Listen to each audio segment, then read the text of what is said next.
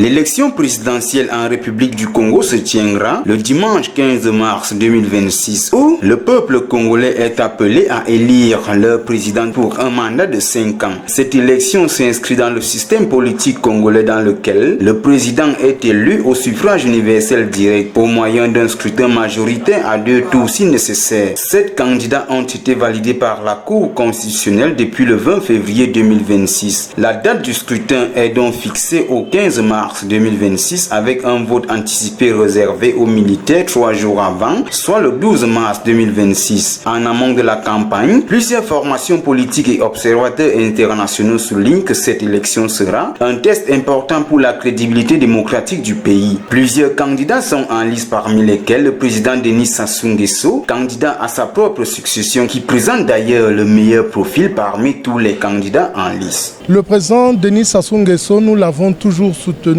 depuis des lustres. Nous sommes les militants de la première heure du président Denis Sassou Nguesso, car il fallait se montrer de Denis Sassou Nguesso pendant la transition.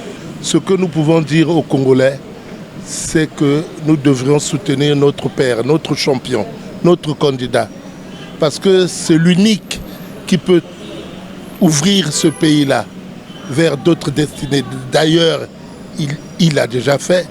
Alors nous demandons à tout Congolais, parce que nous ne voyons pas de candidat de poids. Cependant, dans la foulée, les jeunes et les transporteurs attendent plusieurs réformes, ceci pour améliorer leurs conditions de travail et de vie. La campagne se déroule à merveille, ça se passe très bien.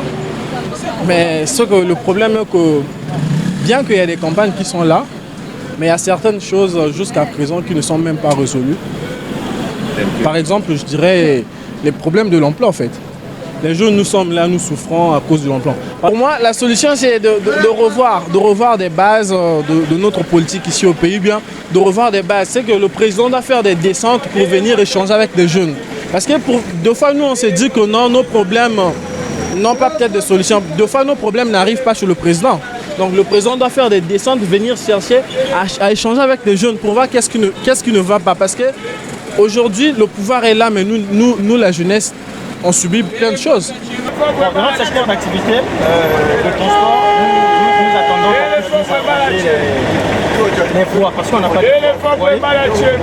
Ça fait des années qu'on roule avec les mêmes voies, mais il y a eu une multiplication. Donc il y a toujours montement des voies. Nous travaillons avec les mêmes voies. Il y a des arrangements qui se font un peu déjà, mais pas totalement.